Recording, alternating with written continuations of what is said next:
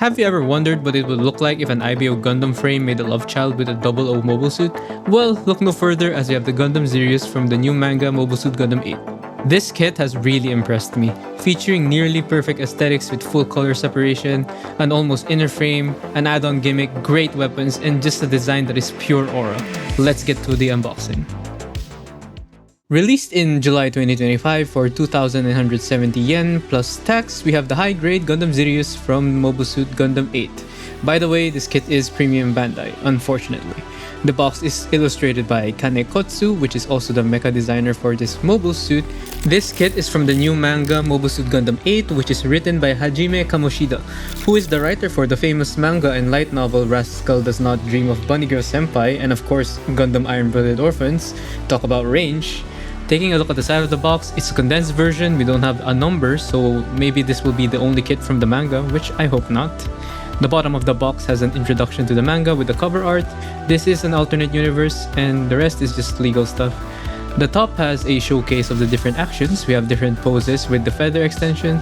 This kit does have a light armor mode, which I will show later, and we have the accessories that come with the kit. Opening up the box, we have 1, 2, 3 bags of runners, and of course the manual. The manual has the description of the mobile suit. It is 18 meters, so the same as the RX-78. Feel free to pause if you want to read the full description of the mobile suit. Inside, we have the runner list. No unused parts except for the polycaps, which this kit does have. The instructions are normal, nothing to take note of. At the back, we have descriptions of the feather extension, the beam saber, the beam rifle, the shield. I like that all of the weapons have a unit number, and the pilot Naomi Subaru. Of course, we also have the color guide, not super complex. Looking at the runners, we have a total of 10, with the standard polystyrene for majority of the build. And we also get this slightly color shifting clear parts, mainly for the backpack and accessories. We do have a polycap runner, we will see how that's implemented in the build. Beam saber effects are also included. The sticker sheet contains no color correcting stickers, just metallic foils for the sensors, so hopefully the mobile suit is fully color accurate. That's it for the contents, let's get to the build. So the build of this kit is pretty interesting. We get a full inner frame for the waist, the legs, and the arms. This really reminds me of an IBO high grade but with less polycaps. Speaking of which, we do use a little bit of polycaps, mainly for the abdomen, the shoulder joints, the back skirt, the waist connection, and the neck is the classic double ball joint polycap. Now I don't expect these to loosen up over time, except for maybe the ones at the shoulder joint, but that would be an easy fix with some joint tightening with either paint or glue. The clear parts look great, they are translucent and slightly color shifting, mainly used for the backpack, feather extensions, and the rifle and the shield. Overall, the engineering is really nice. Despite the lower parts and runner count, it feels like they've done a lot of optimizing. We have gray frame backings for the back skirt and the shield, there are no seam lines at all, and the additional armor slots in very securely. The joints are nicely tight, not really anything too loose. Since this is the first mobile suit from the manga, I didn't really have any expectations, but I'm definitely impressed. It feels familiar and fresh at the same time, and all in all, it's a pretty simple build for a design that looks complicated. Okay, so before discussing the aesthetics of this kit, there are two modes, the armored mode and the light armored mode. Let's take a look at the light armored mode and how it builds upon it.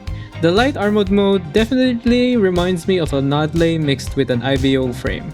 We also have lots of 3mm peg hole hardpoints that remind me of a 30-minute missions kit. Overall, the silhouette of course is bare bones and I don't really see anyone displaying this as is. So let's put on the armor. So this is all of it spread out. All of them share the same connection, being a 3mm peg, which leaves a lot of room for customization.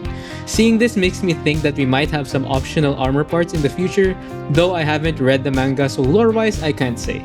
If you know, please leave a comment. Regardless, all of these hardpoints are a really nice feature. I can see lots of customs using the light armor mode as a base. But for now, this is what we have for the armored mode. So the armored mode is where the design becomes a little bit controversial. I've seen takes on it saying it looks too busy, it looks kinda like a Chinese third-party design. While I can see what they mean, the design just grew on me, especially once I had it in my hands. It definitely borrows aesthetics from IBO and 00. Specifically, the mechanical designer is Kaneko Tsukasa. And digging deeper, I think this is his or her first design for the Gundam franchise. They did do some art in the Gundam card game, but other than that, this is the only mobile suit I can find that they designed. I think the main cause of criticism is the line art. The line art makes it look a lot more complex and busy than it actually is. Just compared to the box art, which is also made by the same person, and also the model kit, it looks way less visually cluttered and more cohesive in those depictions. So definitely take that into consideration if you're on the fence about this design. In terms of size, it's around 13 centimeters, which is the standard height. Here's it next to the RX-78, the light type gun cannon, and the police Zaku. Okay, let's talk about color inaccuracies and seam lines. In terms of seam lines, we have good news. There are zero. It's all engineered to not have any or use it as part of the design. So if you plan on painting this, that's a lot of prep work you don't have to do anymore.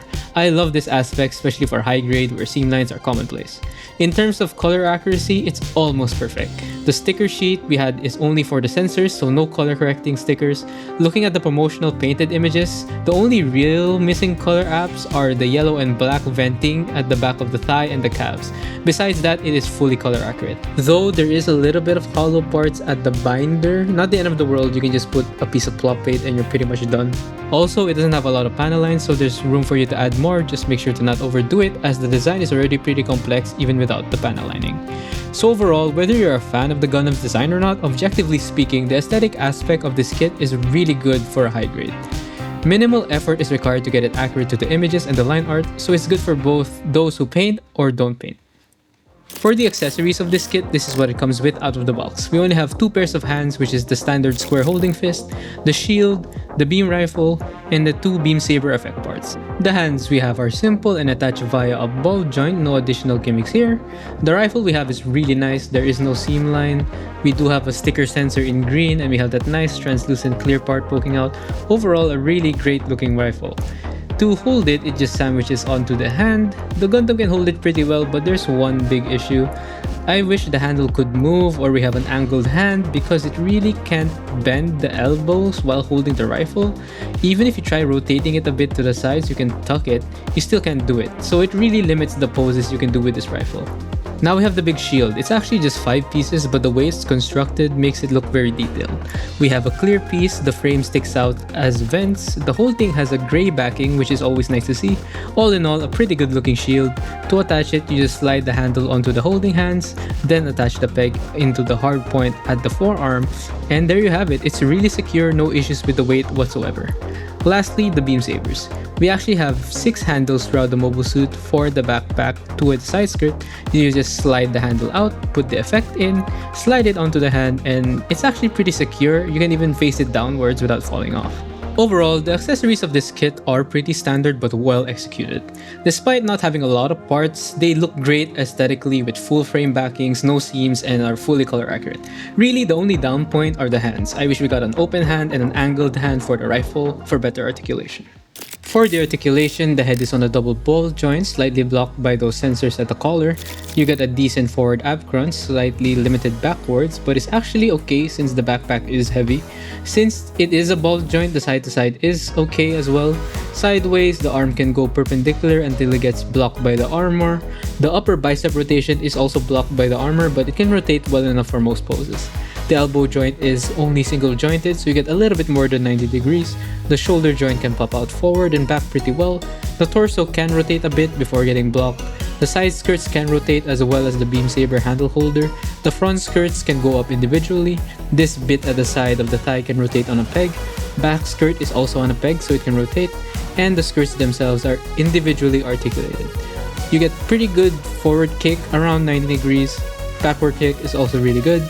Sideward, the leg can go fully perpendicular so you can get a full leg split. For thigh rotation, you can get an almost full rotation, just blocked a bit by the armor. A nice double jointed knee bend. The feet can rotate pretty well until it's blocked by the armor again. Downward bend is good, upward is okay. Sideways, it is decent both inwards and outwards. The backpack can rotate at an axis, the feathers can articulate as well.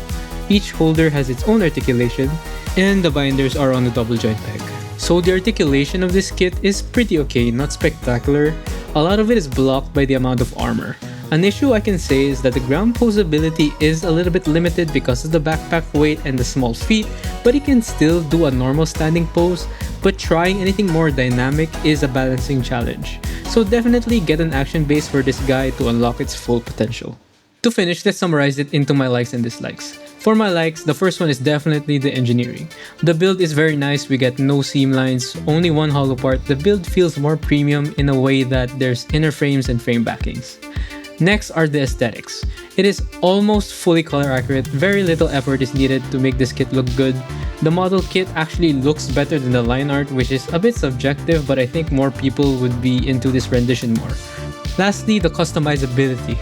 The light armor mode, with the amount of peg holes it has, is super kit bashable.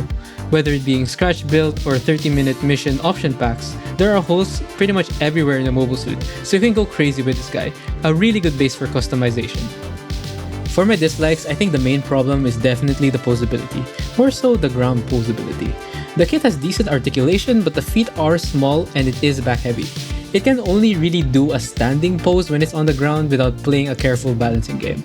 The armor sometimes does get in the way of the articulation, but not to the point where it's a brick. I suggest just getting an action base and posing it in the air. My last dislike is definitely the hand options. This kit is slightly more expensive for an HG, so I wish they did give us more hands. Specifically an open hand and an angled rifle hand so we can pose the rifle better. So I suggest maybe using third-party hands or option hands by Bandai. In conclusion, this kit, aesthetically speaking, whether you like the design or not, is amazing. There are no seam lines, no color correcting stickers, it even has a bit of inner frame. If you don't mind having slightly limited posability, and if you like a good looking kit that doesn't need a lot of extra effort to make it look good, you should definitely buy this. If you can find it for a good price, since this is premium Bandai, which sucks, but that's how it is with Bandai nowadays.